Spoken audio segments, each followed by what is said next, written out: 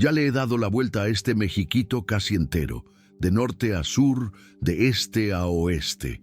Cada curva del camino me ha contado una historia. Así que comenta de qué ciudad me ves, para saber si ya pasé por ahí. Te lo agradeceré mucho.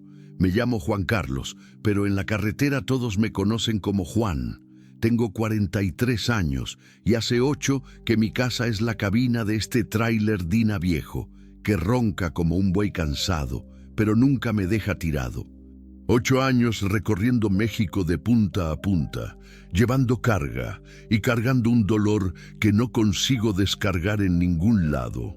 La carretera entre Guadalajara y Morelia estaba desierta aquella mañana de mayo.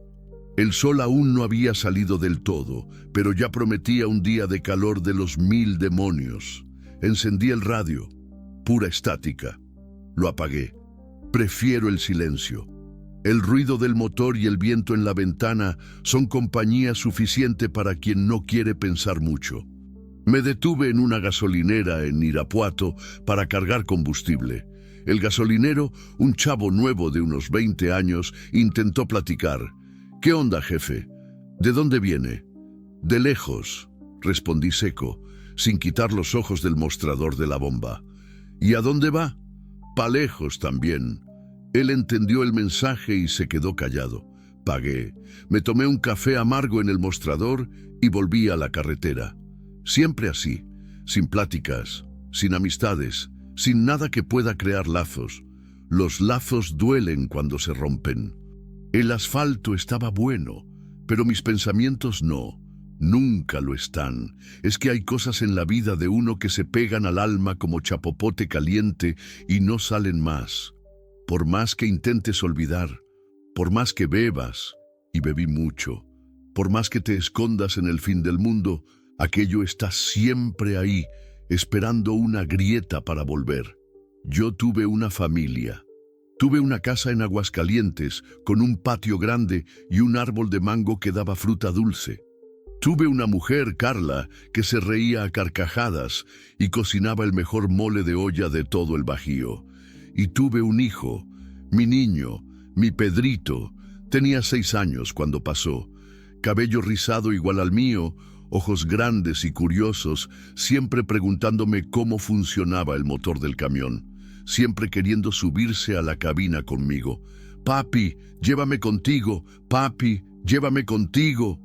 Era lo que más decía, hasta que un día lo llevé. Golpeé el volante con el puño y maldije en voz baja. No puedo dejar que eso vuelva, no puedo. Por eso ando siempre corriendo, siempre con prisa, siempre huyendo de mí mismo. Porque cuando me paro, cuando me quedo quieto, los recuerdos llegan como sopilotes a la carroña. Aceleré un poco más. La carga de maíz se balanceaba allá atrás, haciendo ruido de lluvia. Iba a descargar en Morelia y luego agarrar otra chamba, cualquier chamba que me llevara lejos de donde estaba. Siempre así, siempre huyendo. Pasé un letrero, Pátzcuaro, 45 kilómetros. Conocía esa región. Había una fonda ahí adelante, un restaurante de carretera donde servían una comida corrida decente. Mi estómago rugió. No comía nada desde ayer, pero aún con hambre pensé en seguir de largo. No me gustan los lugares con mucha gente. No me gusta el ruido.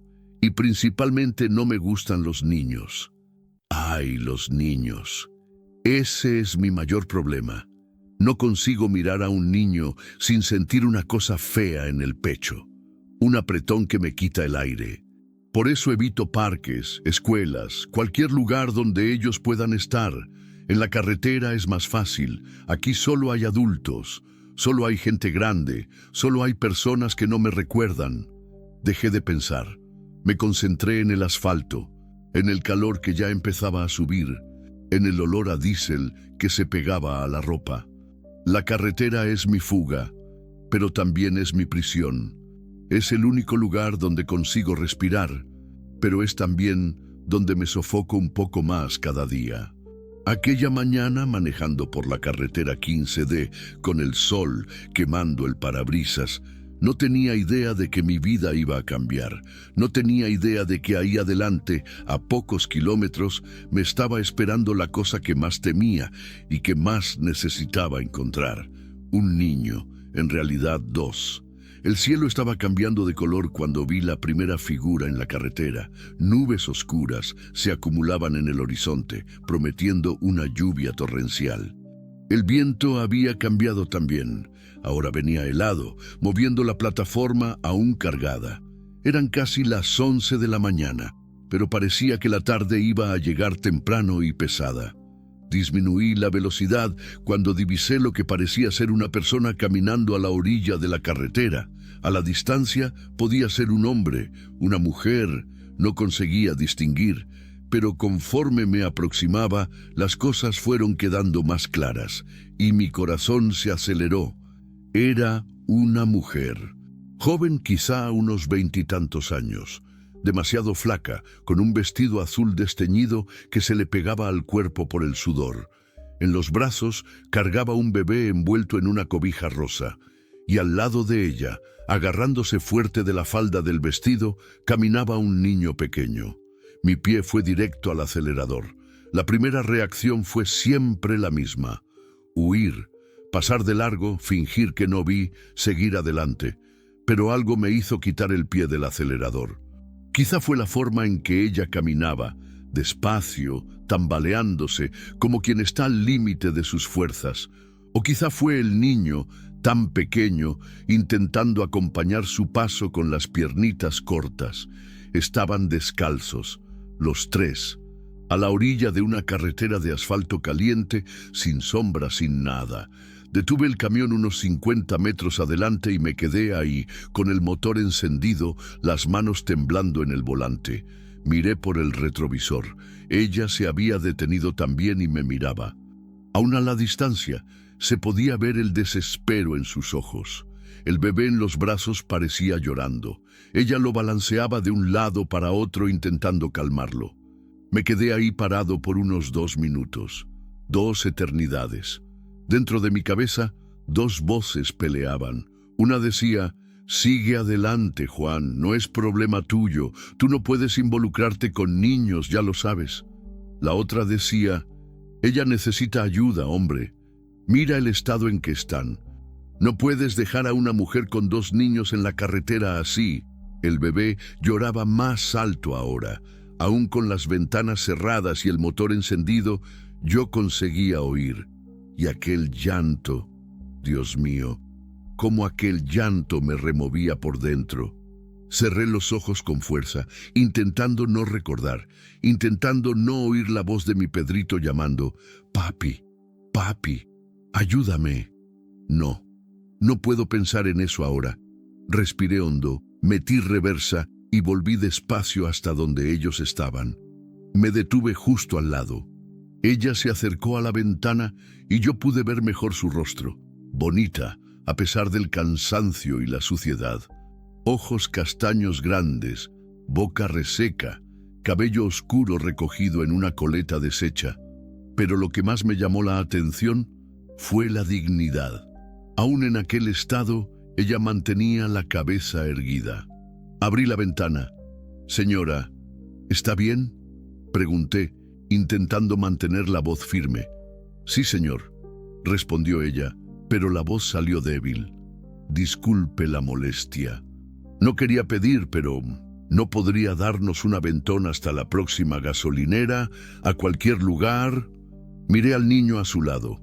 Debía tener unos 4 años. Cabello rubio, rostro sucio de tierra, pero sus ojos azules brillaban con vida. Él me miraba con curiosidad, sin miedo. Los niños no tienen miedo de nada. No saben qué deberían tener. ¿A dónde van?, pregunté, aún reacio. A cualquier lugar que esté lejos de aquí, ella respondió, y en su voz había una tristeza que yo conocía bien. La tristeza de quien está huyendo de algo. El bebé lloró más alto. Ella se acomodó la cobija, intentando proteger al niño del viento que comenzaba a arreciar. ¿Tiene nombre?, pregunté, señalando al bebé. Es niño. Se llama Gabriel. Tiene 3 meses. Ella respondió y después señaló al niño mayor. Y este es Mateo. Mateo.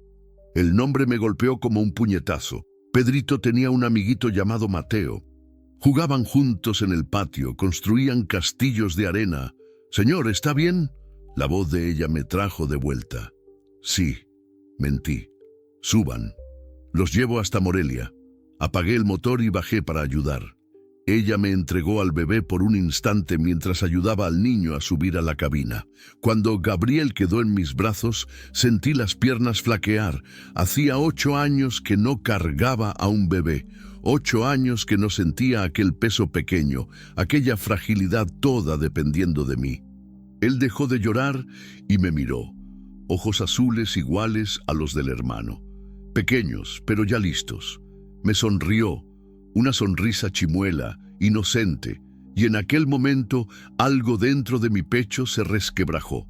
No se rompió, se resquebrajó, como un vidrio que aún no se ha caído, pero que cualquier vibración puede destrozar.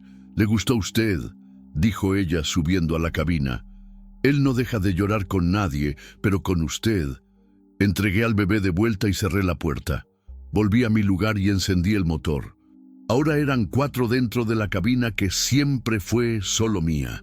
4 respiraciones, 4 latidos cardíacos. El espacio parecía haberse reducido a la mitad. «Gracias», dijo ella cuando comenzamos a avanzar. «Ya no sabía qué hacer». «No tiene nada que agradecer», respondí, manteniendo los ojos en la carretera. «Cualquiera haría lo mismo». «No, cualquiera no haría lo mismo», dijo ella en voz baja. «Pasaron 2 camiones antes que usted». Ninguno se detuvo. Nos quedamos en silencio por un rato. El niño, Mateo, estaba sentado en medio, entre mí y su madre. Él miraba todo con curiosidad, los botones del panel, el radio, el pequeño colchón que yo tenía detrás de los asientos. «¿Usted vive aquí?», preguntó él con aquella voz dulce que tienen los niños.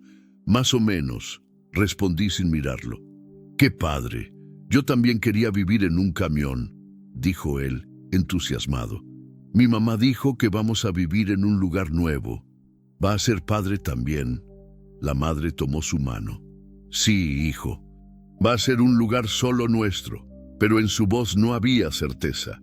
Había esperanza, que es cosa diferente. Esperanza es lo que uno tiene cuando no tiene nada más a qué aferrarse. «¿Cuál es su nombre?», le pregunté a ella. «Fernanda». «Fernanda de los Santos», ella respondió. «Y los niños son Mateo y Gabriel. Juan Carlos. Pero todos me dicen Juan». «Mucho gusto, Juan». Estábamos llegando cerca de Uriangato cuando el cielo se desplomó. La lluvia vino de golpe, pesada, golpeando el parabrisas con fuerza. Encendí el limpiaparabrisas, pero aún así era difícil ver. Las gotas eran gruesas, violentas, y el viento movía la plataforma. «Tendré que parar», dije, buscando un lugar seguro en el acotamiento. «Está bien», ella respondió, pero percibí que estaba tensa. El bebé había comenzado a llorar de nuevo, asustado con el ruido de la lluvia. Me detuve debajo de un puente. La lluvia tamborileaba en el techo de la cabina, haciendo un ruido ensordecedor. Mateo se había encogido en el asiento con miedo a los truenos. Sin pensar, extendí la mano y le acaricié el cabello. «No tengas miedo», le dije. «Es solo lluvia. Ya pasará».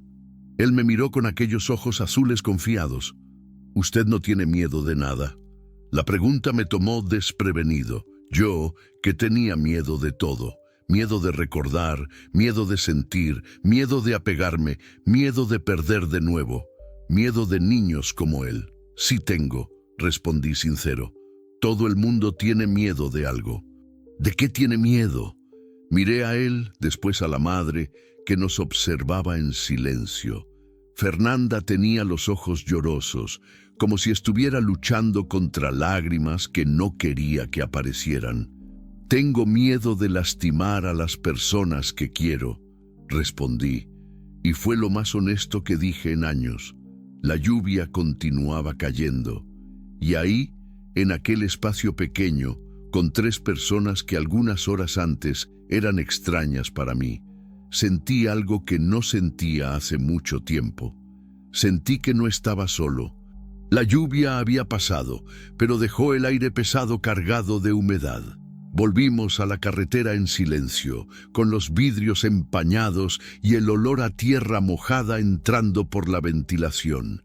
Fernanda limpiaba el rostro de Gabriel con un trapito que sacó de la pequeña bolsa que cargaba, lo único que parecía tener en el mundo. Mateo dormía apoyado en mi brazo derecho.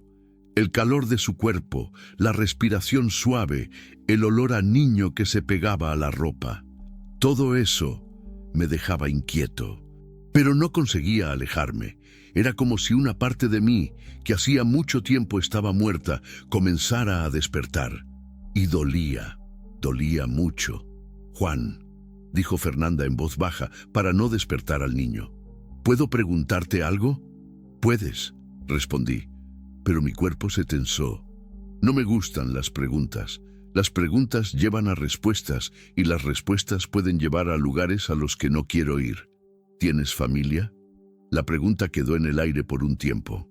El motor del camión roncaba, Mateo respiraba despacio, Gabriel hacía pequeños ruidos de bebé. Todo parecía normal, pero yo sentía como si estuviera caminando en la orilla de un precipicio. Respondí finalmente. «Perdón, no quería ser entrometida. No hay problema». Pero sí había problema, porque ahora, con ella ahí al lado, con los niños ahí, los recuerdos venían más fuertes. Carla riendo en la cocina, Pedrito corriendo por el patio, la casa llena de vida, de ruido, de alegría. Todo lo que yo destruí en una noche de diciembre, 8 años atrás. Pasamos por una gasolinera. Fernanda miró con interés, pero no dijo nada. Percibí que ella tenía sed.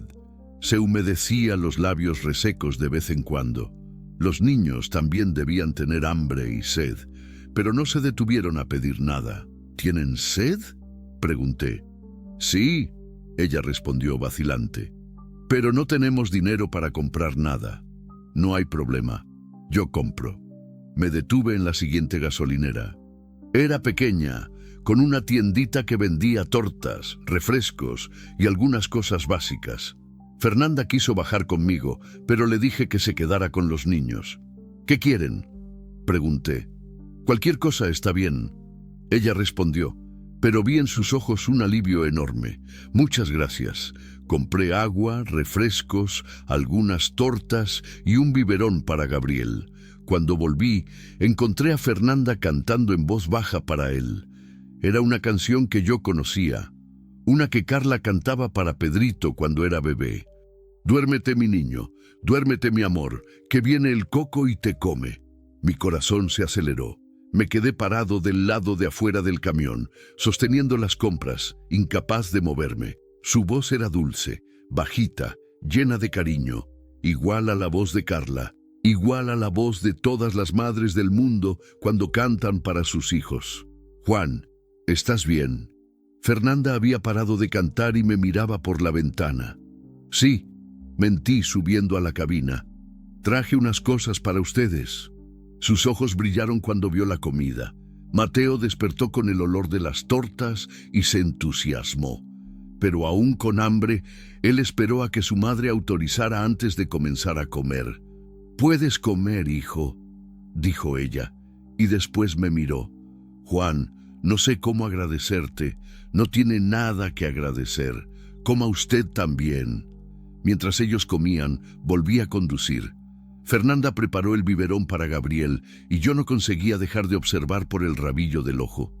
Ella tenía talento con los niños, paciencia, cariño. Aún en toda aquella dificultad, ella los cuidaba con amor. «Fernanda», dije después de un rato, «mande, no tienes que contar si no quieres, pero ¿qué les pasó?». Ella se quedó callada por un tiempo, masticando despacio. Mateo jugaba con un carrito pequeño que tenía en la bolsa, haciendo ruiditos de motor. Gabriel dormía después del biberón. «Es una historia larga», dijo finalmente. «Tenemos tiempo». Ella suspiró hondo y empezó a contar. Su voz era baja, pero firme. sin autocompasión, sin drama, solo contando los hechos. Yo vivía en Guadalajara, en un barrio humilde, pero era nuestro. Tenía una casa pequeña, alquilada, pero era nuestra casa. Trabajaba en una fábrica de ropa, en el centro de la ciudad. No ganaba mucho, pero daba para vivir. ¿Y el papá de los niños? Reinaldo. El nombre salió con un sabor amargo. Él no era una persona fácil. Bebía mucho. Cuando bebía se ponía diferente. Ella paró de hablar y acomodó a Gabriel en el colo. Miré a Mateo, que seguía jugando, aparentemente ajeno a la conversación. ¿Te golpeaba?, pregunté en voz baja. No solo a mí, ella respondió, y en su voz había un dolor que yo reconocía. Por eso me fui. Cuando le levantó la mano a Mateo, supe que no podía quedarme más. Sentí una rabia creciendo en el pecho. Rabia de hombre que golpea a mujer, que golpea a niño. Rabia de gente que lastima a quien no puede defenderse. «Hiciste bien», dije yo. «¿Hice?». Ella me miró. Me fui de casa con los niños, sin dinero, sin lugar a donde ir.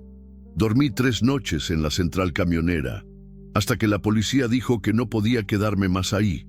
Y luego empecé a caminar. Pensé que si llegaba a alguna ciudad pequeña en el interior, tal vez conseguiría trabajo, un lugar para vivir. Pero no es fácil conseguir empleo cuando estás con 2 niños pequeños y no tienes dónde dejarlos. Mateo había parado de jugar y estaba escuchando la conversación. Sus ojos azules parecían más viejos de lo que deberían ser. Niño que pasa por estas cosas madura demasiado rápido. «Tío Juan», dijo él, «¿crees que vamos a conseguir una casa nueva?». La pregunta me tomó desprevenido. Miré a él, después a Fernanda, que esperaba mi respuesta con ansiedad. «Voy a hacer lo posible para ayudarlos a conseguirla, sí», respondí, y percibí que estaba asumiendo un compromiso que no pretendía asumir. «Gracias, tío Juan», él dijo, y volvió a jugar con el carrito. Fernanda me miró con lágrimas en los ojos. «No tienes que preocuparte por nosotros», dijo ella. «Ya has hecho mucho». «Sé que no tengo que hacerlo», respondí, «pero quiero». Y era verdad. Por primera vez en 8 años, yo quería preocuparme por alguien. Quería ayudar. Quería sentir que mi vida tenía algún propósito, además de huir del pasado. Estábamos llegando a Morelia cuando Gabriel comenzó a llorar. No era llanto de hambre o de pañal sucio. Era un llanto diferente, más agudo, desesperado. Fernanda se afligió intentando calmarlo. «Está muy caliente», dijo ella tocando la frente del bebé. «Creo que tiene fiebre. Hay hospital en Morelia», dije yo pisando el acelerador. «Vamos allá». «No, Juan, no es necesario. Él se pone así a veces. Se le pasa».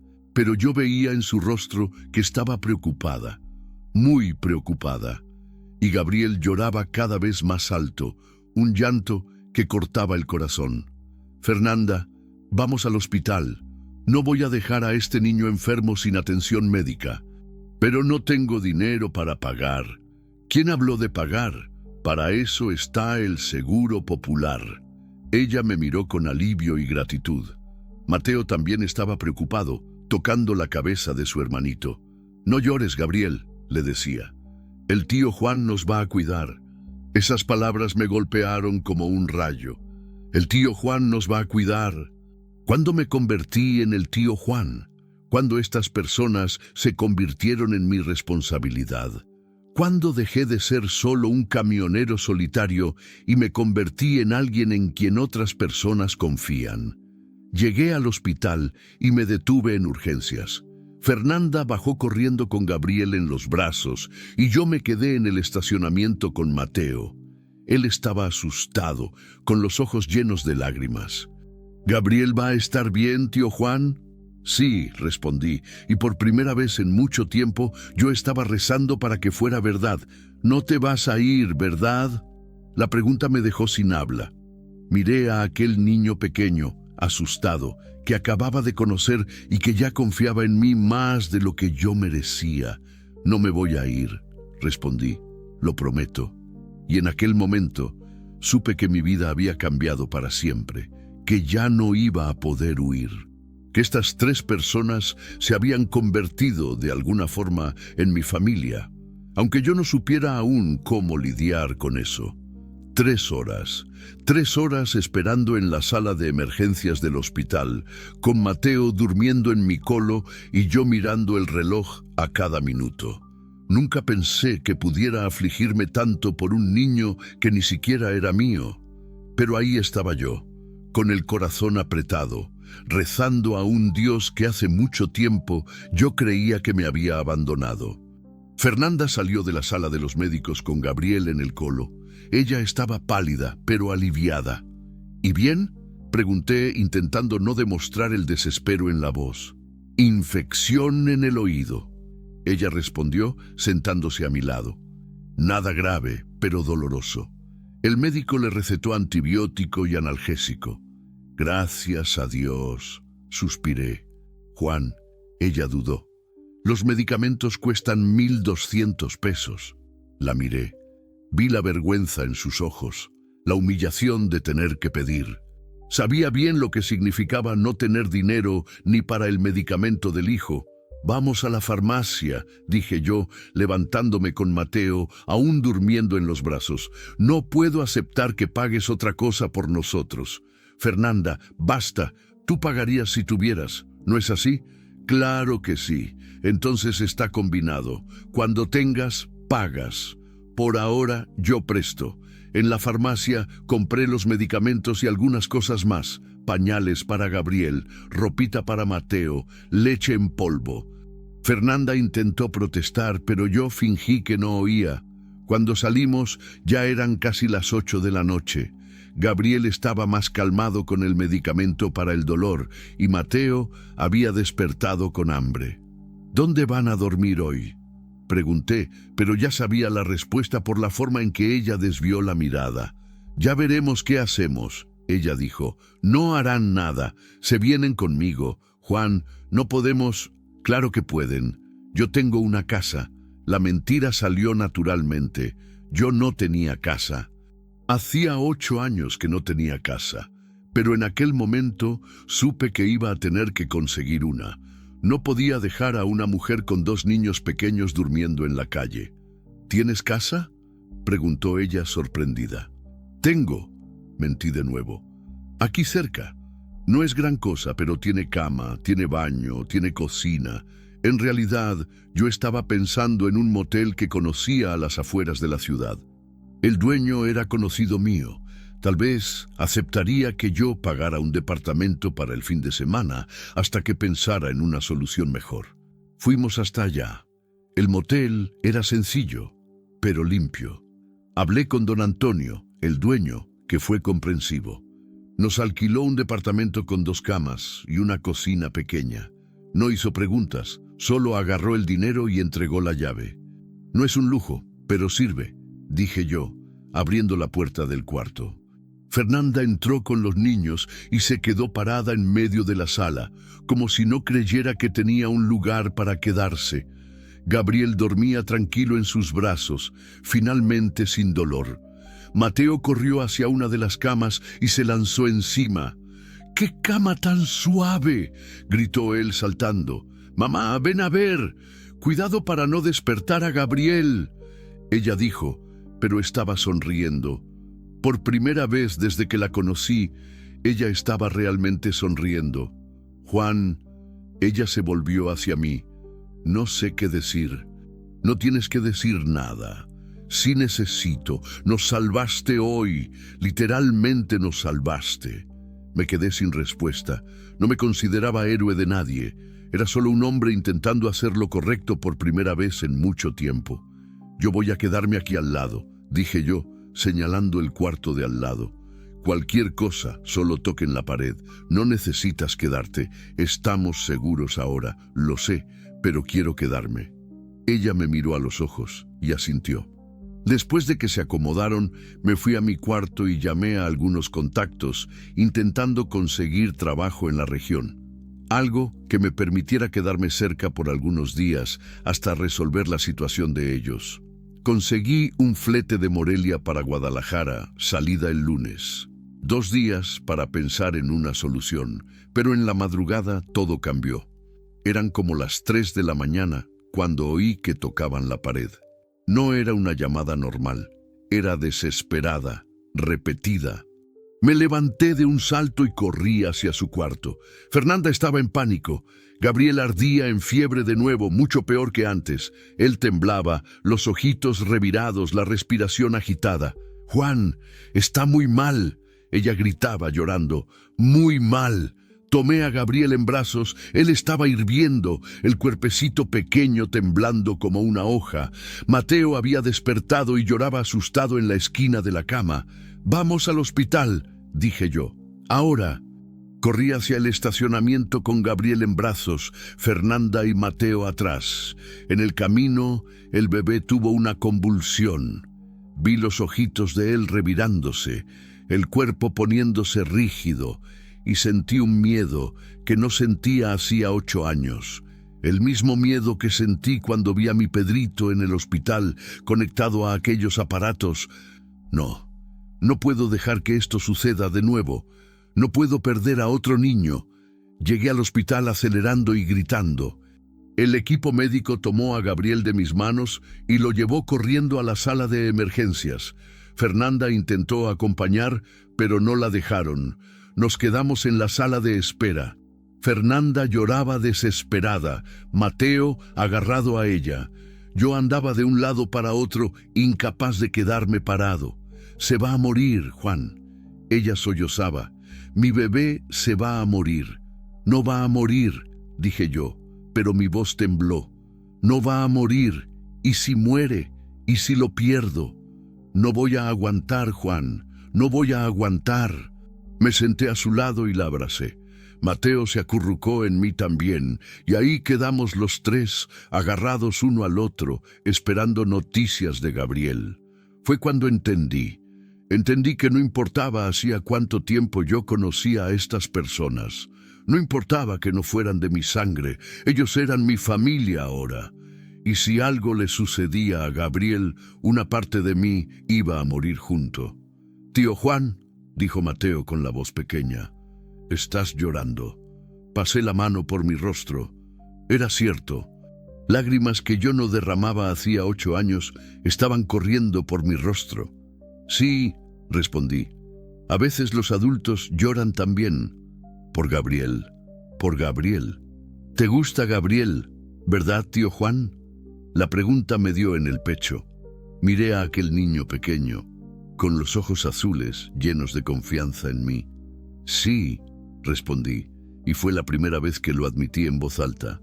«Me gusta mucho Gabriel, y tú también me gustas». Él sonrió y me abrazó más fuerte. 2 horas después, el médico salió de la sala. Era un hombre de unos 50 años, con cara cansada pero tranquila. «El bebé está estable», él dijo. «Fue una infección más fuerte de lo que imaginábamos, pero conseguimos controlarla. Va a quedar internado unos 2 días por precaución». Fernanda casi se desmaya de alivio. Yo sentí las piernas flaquear. «¿Puedo verlo?», ella preguntó. «Puede, pero solo la madre por ahora. Está en la unidad de cuidados intensivos pediátricos». Ella salió corriendo. Me quedé ahí con Mateo, que se había dormido en mi colo. Miré a aquel niño durmiendo tan confiado, tan inocente, y supe que mi vida había cambiado para siempre. Yo, que huía de los niños, ahora tenía 2 de ellos dependiendo de mí. Yo, que no conseguía apegarme a nada, ahora estaba completamente ligado a 3 personas que mal conocía. Y por primera vez en 8 años, eso no me asustaba. Me daba un propósito. Cuando Fernanda volvió, venía sonriendo. «Está bien», dijo ella, «durmiendo, pero bien». El médico dijo que fue solo un susto. «Gracias a Dios», suspiré. «Juan», ella se sentó a mi lado. «¿Puedo hacerte una pregunta?» «Puedes». «¿Por qué estás haciendo todo esto por nosotros?» La miré, después a Mateo durmiendo en mi colo. ¿Cómo explicar? ¿Cómo decir que por 8 años yo viví muerto por dentro y que ahora con ellos ahí yo me sentía vivo de nuevo? Porque ustedes me recuerdan que aún soy humano, respondí. Ella tomó mi mano y no dijo nada más. Nos quedamos ahí, en el silencio del hospital, esperando que amaneciera. Una familia improvisada, nacida del azar, pero real como cualquier otra. Y por primera vez en mucho tiempo, yo no quería estar en ningún lugar además de ahí. Gabriel fue dado de alta el domingo en la tarde. Cuando Fernanda salió del hospital con él en brazos, saludable y sonriendo, sentí un alivio tan grande que mis piernas temblaron. Mateo corrió a abrazar a su hermanito, diciendo cosas sin sentido que solo un niño dice, y Gabriel carcajeó. Una risa sabrosa de bebé que llenó mi pecho de una alegría que yo ya no recordaba cómo era. Pero ahora yo tenía un problema. ¿Qué hacer con ellos? Volvimos al motel, pero yo sabía que aquello no era una solución. No podía seguir pagando diario indefinidamente. Mi dinero no era infinito. Y más importante, ellos necesitaban un hogar de verdad, no un cuarto de motel. Aquella noche, después de que todos durmieron, me quedé en la terraza fumando un cigarrillo y pensando en algo que no hacía 8 años, en tener una casa, en tener una familia, en tener una vida que no fuera solo carretera y huida. El lunes por la mañana cancelé el flete para Guadalajara. Llamé al despachador e inventé que el camión se había descompuesto. Mentira, pero necesaria. Yo tenía cosas más importantes para resolver. Juan, no necesitabas cancelar el trabajo por nuestra causa, dijo Fernanda cuando le conté. No lo cancelé por ustedes, lo cancelé por mí, respondí, y era verdad. Hacía 8 años que yo solo trabajaba para huir de algo. Hoy quiero trabajar para construir algo. Salí a buscar casa. Morelia no era una ciudad pequeña, pero tampoco era la Ciudad de México. Tenía barrios humildes, con casas baratas para alquilar. Pasé toda la mañana recorriendo, mirando letreros de "se renta", anotando teléfonos. La primera casa que visité era muy pequeña. La segunda estaba en pésimo estado. La tercera costaba más de lo que yo podía pagar. Pero la cuarta era perfecta. Quedaba en un barrio llamado Villas del Pedregal, lejos del centro pero tranquilo. Casa sencilla, pero con 2 cuartos, sala, cocina y un patio pequeño. El alquiler cabía en mi presupuesto si yo hacía algunos fletes por mes. Nada de lujos, pero era un hogar. Quiero rentarla, le dije al propietario, don Geraldo, un señor de unos 60 años. ¿Tienes familia?, él preguntó. Tengo, respondí sin dudar. Esposa y 2 hijos pequeños. Otra mentira. Pero qué mal hacía. En mi corazón, ellos ya eran mi familia de todos modos. Firmé el contrato, pagué el depósito y el primer mes. Tomé la llave y volví al motel con el corazón latiendo con fuerza. No sabía cómo iban a reaccionar. No sabía si Fernanda iba a aceptar. No sabía si estaba haciendo lo correcto. Cuando entré al cuarto, encontré a Fernanda bañando a Gabriel en una tina que había improvisado. Mateo jugaba en el suelo con unos muñecos que ella había hecho con papel.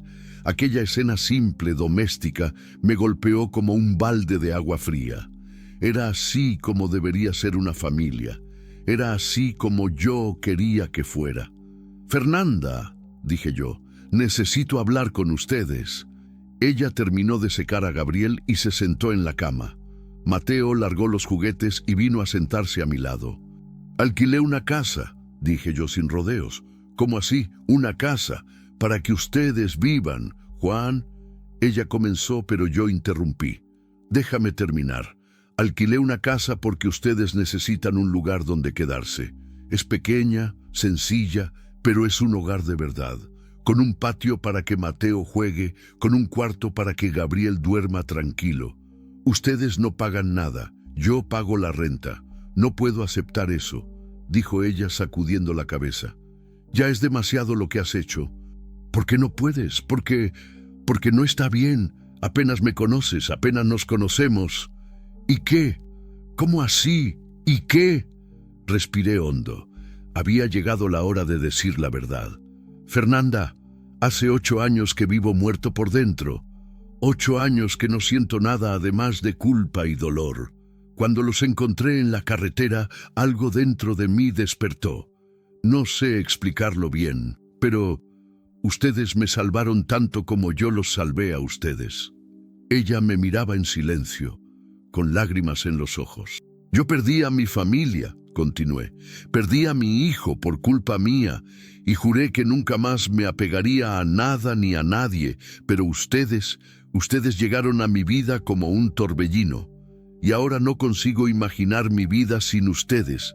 Juan, déjame terminar. No estoy pidiendo nada a cambio. No estoy pidiendo que seas mi novia, que nos casemos, nada de eso. Solo estoy pidiendo una oportunidad de ser parte de esta familia. Una oportunidad de ser el tío Juan para Mateo y para Gabriel. Una oportunidad de ayudarte a reconstruir la vida de ustedes. Mateo me jaló la camiseta. Tío Juan, ¿quieres ser de nuestra familia? Quiero mucho, respondí, mirándolo a los ojos azules. Yo también quiero que seas de nuestra familia, dijo él, abrazándome. Fernanda estaba llorando ahora, lágrimas silenciosas corriendo por su rostro. ¿Estás seguro?, preguntó ella. ¿Seguro de que eso es lo que quieres? Nunca estuve tan seguro de nada en mi vida. Ella asintió despacio. Entonces está bien, aceptamos la casa. Sentí un alivio enorme, un peso saliendo de mis hombros, una felicidad que yo no sentía hace mucho tiempo. ¿Puedo ver la casa, tío Juan?, preguntó Mateo. Claro que puedes. Vamos todos a ver. En la casa, Mateo corrió por el patio como un loco, gritando de alegría. Gabriel gateaba por la sala, explorando el espacio nuevo. Fernanda andaba por los cuartos en silencio, tocando las paredes, las ventanas, como si no creyera que aquello era real. Hay 2 camas en el cuarto grande, dije yo. Una para ti y Gabriel, otra para Mateo. ¿Y tú? ¿Dónde vas a dormir? En el cuarto pequeño. Si ustedes me dejan. Juan, esa es tu casa también ahora.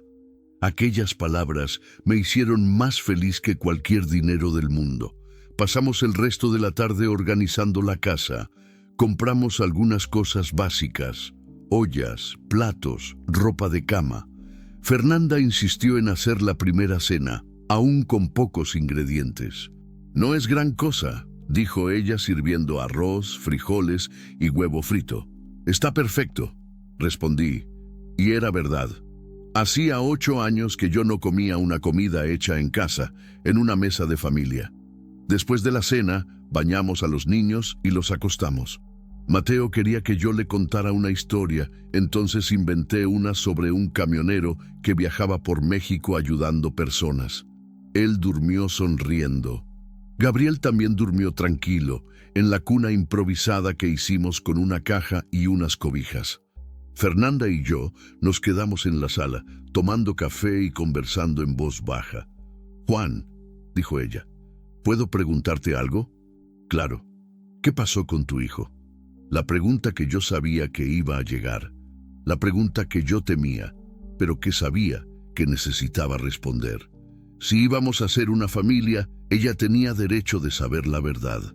Se llamaba Pedro. Comencé, y solo de hablar su nombre, mi voz tembló. Pedrito. Tenía 6 años. Paré, respiré hondo, junté coraje. Yo bebía mucho en aquella época. Mucho mismo. Y una noche él quería ir conmigo en un viaje. Se quedó pidiendo. Mi esposa dijo que no, que él era muy pequeño, pero yo estaba borracho y pensé que sería padre llevarlo. Fernanda me oía en silencio. En medio del viaje me dormí al volante. Solo 1 segundo, pero fue suficiente. El camión se volcó. Yo salí solo con algunos rasguños. No conseguí continuar. Las lágrimas vinieron con fuerza. No resistió. Terminé. Murió en el acto. Fernanda tomó mi mano. Mi esposa nunca me perdonó, y ella tenía razón. Yo no merecía perdón. Destruí mi familia. Maté a mi propio hijo. Juan, no hables así. Es la verdad, Fernanda. Por eso yo huía de los niños, por eso yo vivía en la carretera, porque yo no merecía tener una familia de nuevo. Y ahora yo creo que tal vez Dios me está dando una segunda oportunidad, con ustedes. Ella apretó mi mano más fuerte. Juan, todo el mundo merece una segunda oportunidad, todo el mundo merece perdón. Inclusive tú mismo. Aquella noche, por primera vez en 8 años, yo dormí en paz, en una casa, con una familia, con un propósito. Desde mi cuarto podía oír la respiración tranquila de los niños en el cuarto de al lado. Y por primera vez, en vez de asombrarme, aquellos sonidos me daban paz. Yo estaba en casa. Los primeros días en la casa nueva fueron como un sueño.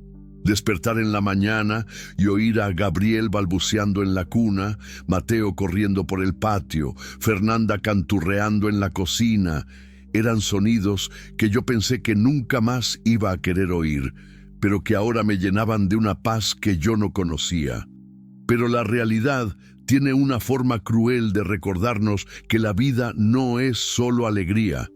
En la segunda semana, mientras yo estaba organizando mis documentos para buscar trabajo en la región, Fernanda recibió una llamada en el teléfono público de la esquina. Cuando ella volvió, estaba pálida como un papel. Era mi hermana, dijo ella, la voz temblorosa, de Guadalajara. ¿Qué pasó?, pregunté, ella sintiendo que no eran buenas noticias. Reinaldo nos está buscando. Él puso una denuncia en la policía. Sentí la sangre helarse en las venas. ¿Denuncia? ¿Cómo así denuncia? Aquellos niños eran hijos de ella. Pero él no puede hacer eso. Los niños son tuyos.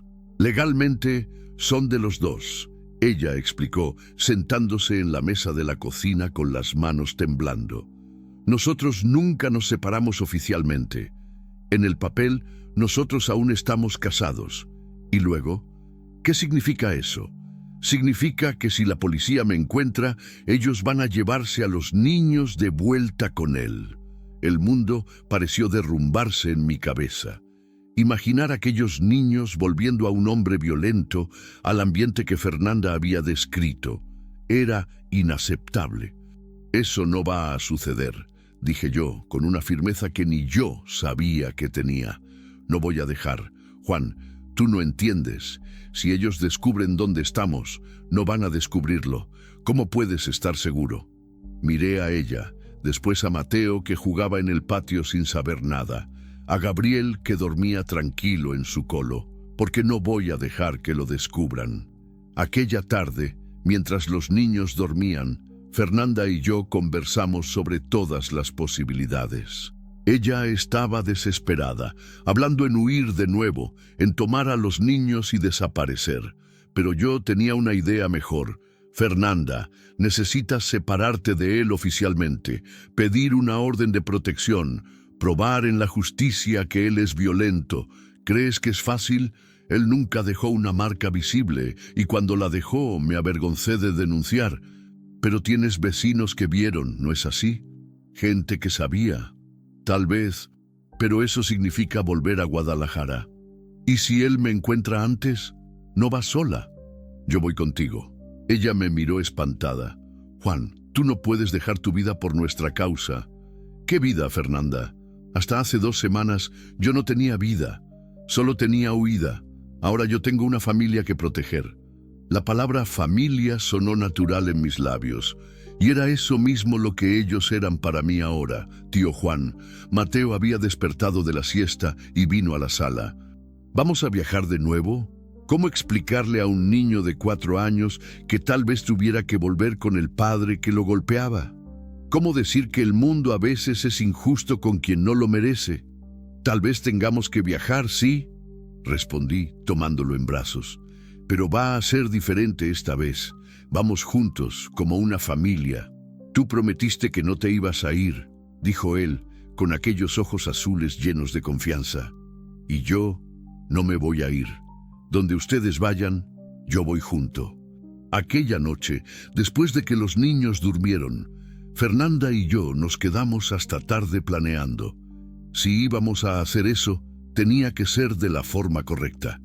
Ella metería una demanda de divorcio y una orden de protección. Yo ayudaría con los gastos y con un abogado decente. Y mientras tanto, los niños se quedarían seguros en Morelia. Juan, dijo ella, en medio de la conversación, ¿puedo preguntarte algo? Claro. ¿Por qué estás haciendo esto? Aún sabiendo que puede ser peligroso, que puede salir mal. ¿Por qué estás dispuesto a arriesgar tanto? La pregunta me tomó desprevenido.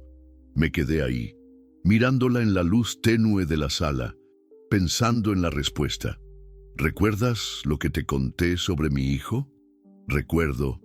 Pues bien, yo pasé 8 años de mi vida creyendo que no merecía una segunda oportunidad, que no merecía ser feliz de nuevo, que no merecía tener una familia. Paré, respiré hondo. Pero ustedes me mostraron que todo el mundo merece una segunda oportunidad, hasta yo. Ahora, ¿cómo voy a negarles esa misma oportunidad a ustedes? Ella tomó mi mano. ¿Y si sale mal? ¿Y si perdemos? Entonces, al menos vamos a saber que luchamos, que lo intentamos. 3 días después, recibimos una visita que cambió todo. Yo estaba en el patio arreglando un grifo cuando oí el timbre. Fernanda fue a abrir, y luego oí voces alteradas. Salí corriendo a la sala y me topé con 2 policías militares. ¿Usted es Juan Carlos?, preguntó uno de ellos, un hombre alto de unos 40 años. Soy. ¿Cuál es el problema? Necesitamos hablar con la señora Fernanda de los Santos. Recibimos una denuncia. Mi corazón se aceleró. Fernanda estaba pálida, sosteniendo a Gabriel en brazos. Mateo se escondió detrás de mis piernas. ¿Qué tipo de denuncia?, pregunté. Secuestro de menores, respondió el policía. El padre de los niños puso una denuncia en Guadalajara. ¿Secuestro? Fingí sorpresa. ¿De qué están hablando? El señor Reinaldo de los Santos alega que su esposa huyó con sus hijos sin autorización. Espere ahí, dije yo, intentando mantener la calma. ¿Quiere decir que una madre no puede viajar con sus propios hijos? Puede, desde que tenga autorización del padre, en caso de padres separados. Ellos no están separados, interrumpió Fernanda, la voz temblorosa pero firme. Aún estamos casados legalmente. Los policías se miraron entre sí. Aún así, señora, el señor alega que usted desapareció con los niños hace más de un mes. Eso se configura como una mujer huyendo de un marido violento. Yo interrumpí, perdiendo la paciencia. ¿Ustedes vieron las condiciones en que yo la encontré a ella y a los niños en la carretera? Descalzos, con hambre, desesperados. Señor, ¿qué tiene usted que ver con eso?, preguntó el otro policía, más joven. Yo tengo que ver porque ellos son mi familia ahora, respondí sin dudar. ¿Cómo así su familia? Fernanda me miró, los ojos llenos de lágrimas y gratitud. Fernanda es mi compañera, dije yo. Y estos niños son como si fueran mis hijos. Era mentira, pero una mentira necesaria. Y en el fondo, era más verdad que cualquier papel oficial. Aún así, dijo el policía más viejo, vamos a necesitar que la señora comparezca a la comisaría para aclarar la situación. Ella va a ir, dije yo, pero con un abogado. Tío Juan. Mateo me jaló el pantalón. ¿Ellos nos van a llevar? Miré a aquel niño pequeño, asustado, dependiendo de mí para protegerlo. Recordé a mi Pedrito en sus últimos momentos, cuando él me miró pidiendo ayuda y yo no pude hacer nada. Esta vez sería diferente. No van a llevarse a nadie, dije yo, tomándolo en brazos. Lo prometo. Los policías se fueron, pero dejaron claro que Fernanda tendría que presentarse en la comisaría en 48 horas. Cuando ellos se fueron, ella se desplomó en el sofá, llorando. Se acabó, Juan.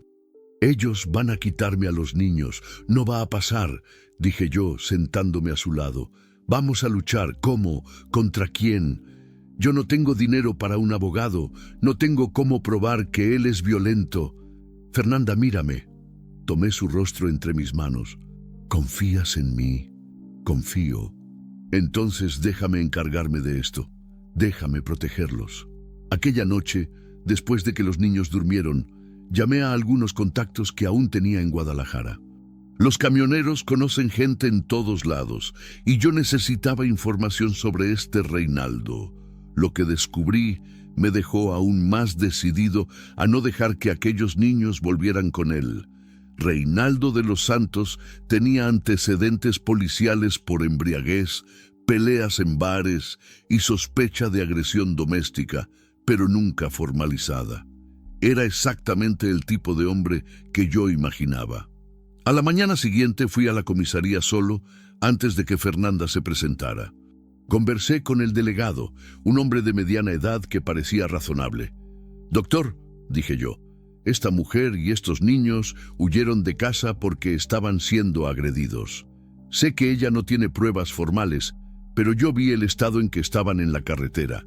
¿Y usted quién es exactamente? Alguien que se preocupa por ellos, alguien que no va a dejar que vuelvan a un ambiente violento.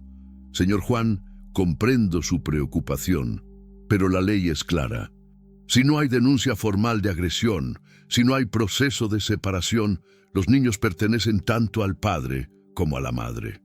¿Y si yo pruebo que él es violento? ¿Cómo?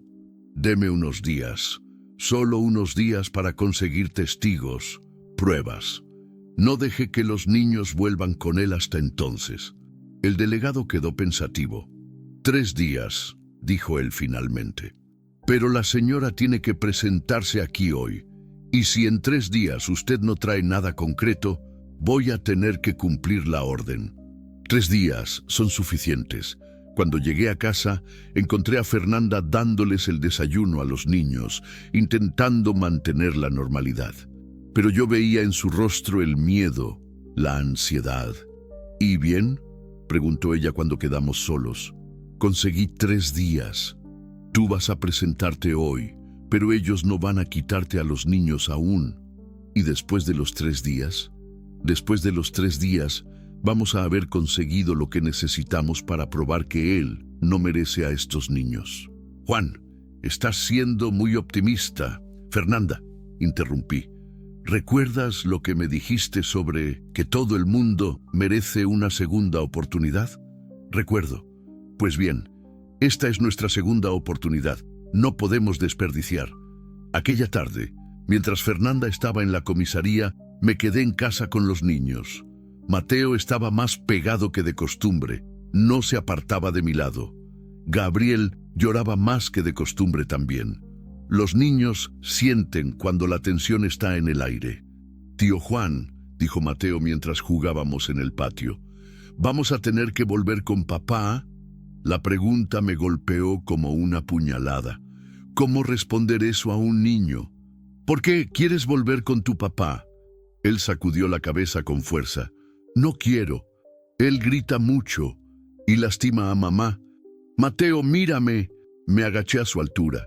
«Yo prometí que iba a protegerlos. ¿Recuerdas?». «Recuerdo». «Entonces puedes estar tranquilo. No voy a dejar que nadie los lastime, ni a ti, ni a tu mamá, ni a Gabriel». «¿Está bien?». «Está bien, tío Juan. Me gustas. Tú también me gustas mucho». Cuando Fernanda volvió de la comisaría, venía un poco más tranquila. «El comisario parece ser una persona decente», dijo ella.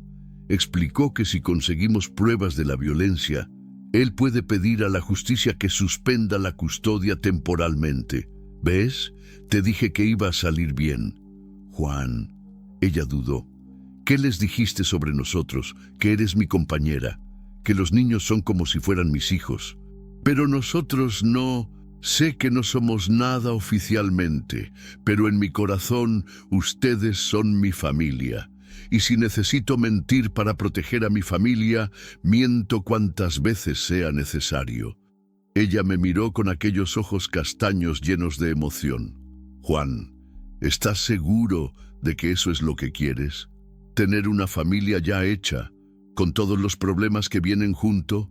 Fernanda, yo perdí a mi primera familia por culpa mía. No voy a perder la segunda por falta de coraje para luchar». Aquella noche, después de que todos durmieron, me quedé en la terraza planeando los próximos pasos. Tenía 3 días para conseguir testigos en Guadalajara, para probar que Reinaldo era violento, para salvar a la familia que yo tanto amaba.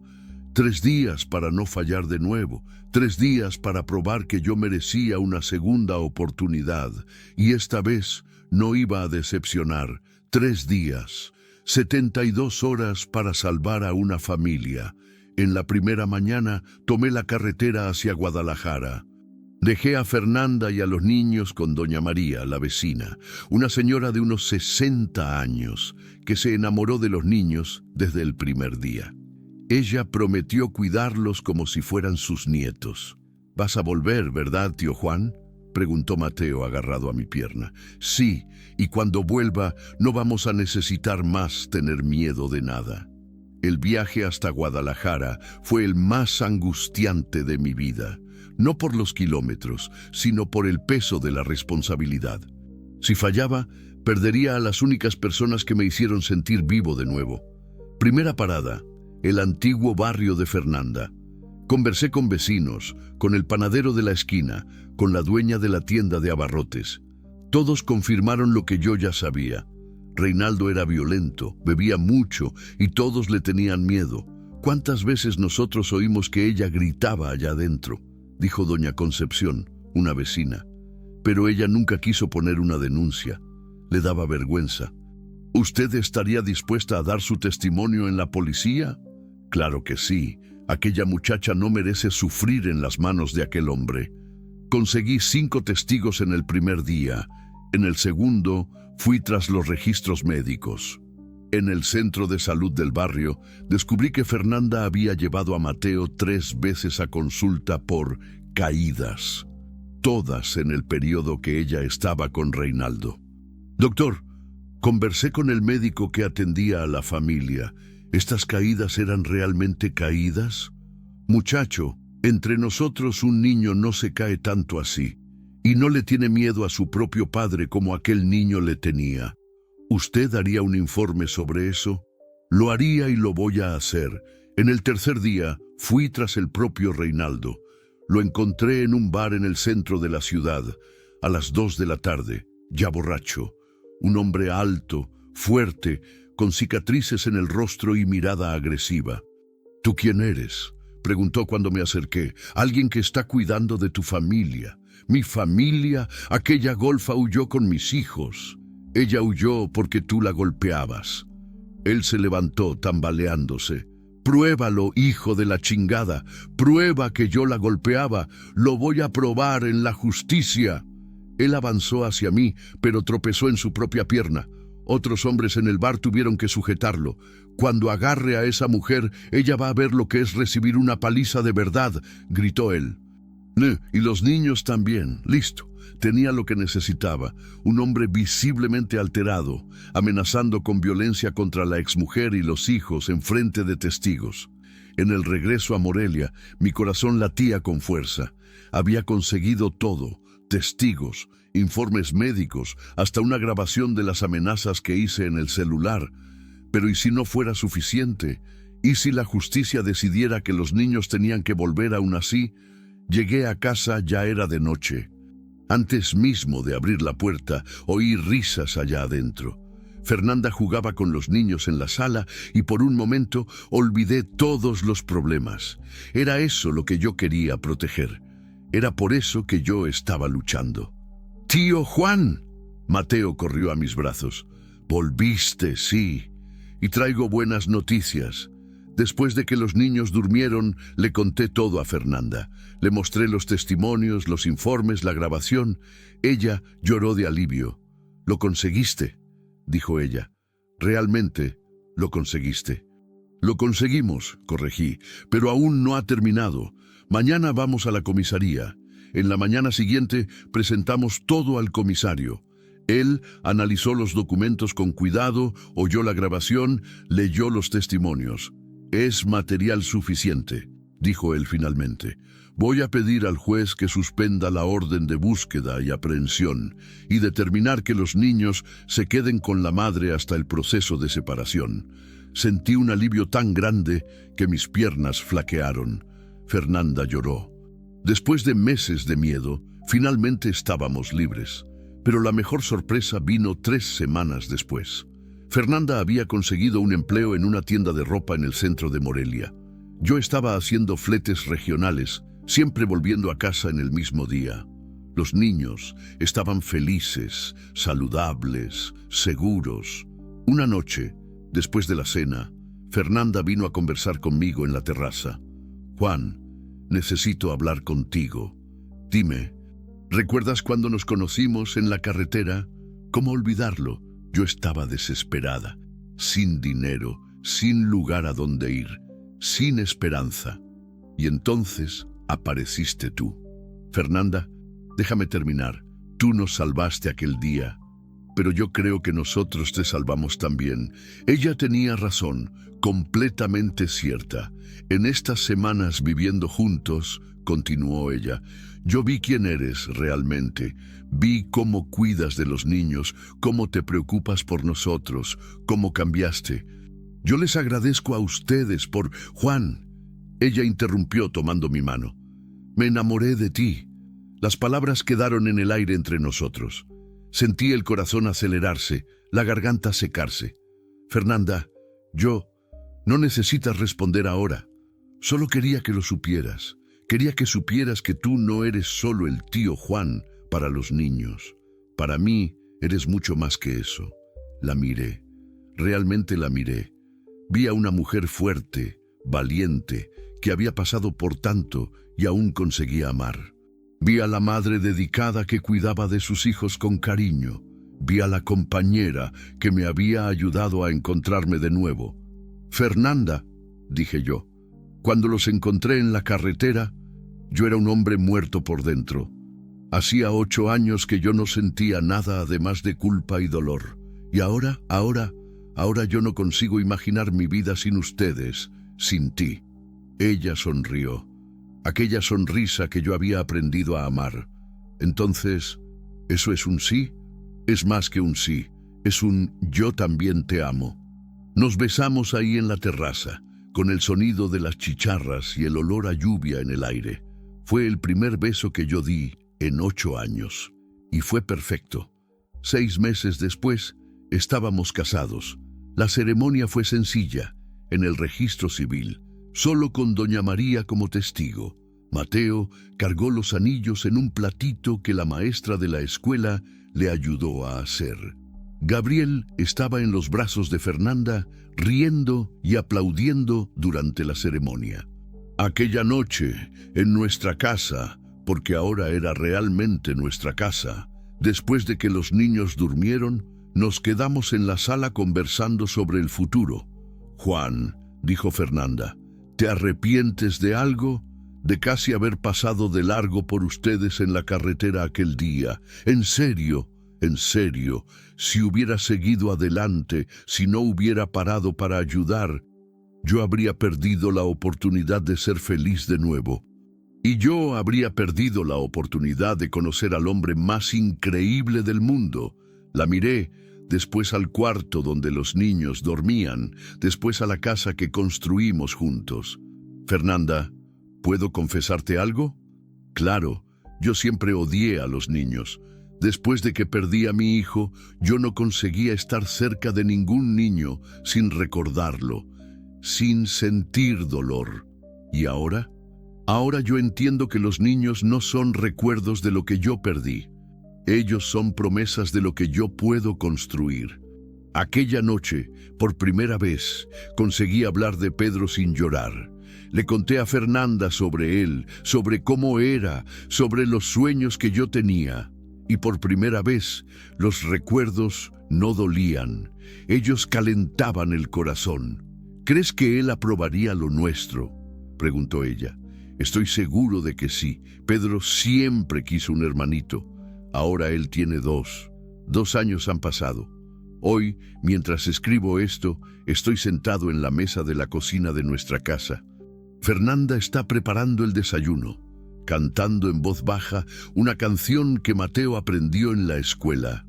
Gabriel, ahora con casi 3 años, juega en el suelo con unos carritos. Mateo, ya con 6 años, me muestra el dibujo que hizo para mí. una familia de 4 personas tomadas de las manos. «Este eres tú, Papá Juan», dice él, apuntando al muñeco mayor. «Este soy yo, esta es mamá, y este pequeñito es Gabriel, Papá Juan». Él comenzó a llamarme así hace algunos meses, y cada vez que lo oigo, mi corazón se llena de una alegría que yo pensaba que nunca más iba a sentir. «Quedó lindo, hijo», digo, y la palabra hijo sale naturalmente, porque es eso lo que ellos son para mí ahora. Mis hijos, mi familia, mi vida. A veces, cuando estoy conduciendo, ahora solo tomo fletes que me dejan volver a casa en el mismo día, yo pienso en aquel hombre amargo y solitario que encontró a una mujer desesperada en la carretera hace 2 años. Pienso en cómo la vida puede cambiar en cuestión de segundos, en cómo un gesto simple, parar para ayudar a alguien, puede transformarlo todo. Fernanda siempre dice que yo la salvé a ella y a los niños aquel día. Pero la verdad es que ellos me salvaron también. Me salvaron de la soledad, de la culpa, del vacío. Me enseñaron que es posible recomenzar. Me enseñaron que el amor no tiene fecha de caducidad. Ayer, Mateo me preguntó si yo era feliz. «Muy feliz», respondí. «Más feliz que cuando estaba solo en el camión. Mucho más feliz». ¿Por qué? ¿Cómo explicarle a un niño de 6 años que la felicidad no es la ausencia de problemas, sino la presencia de personas para quien tú importas? ¿Cómo decir que la familia no es solo quien tiene la misma sangre, sino quien escoge quedarse a tu lado en los momentos difíciles? Porque ahora yo los tengo a ustedes, respondí simplemente. Y él sonrió. Aquella sonrisa que ilumina cualquier día, por más nublado que esté.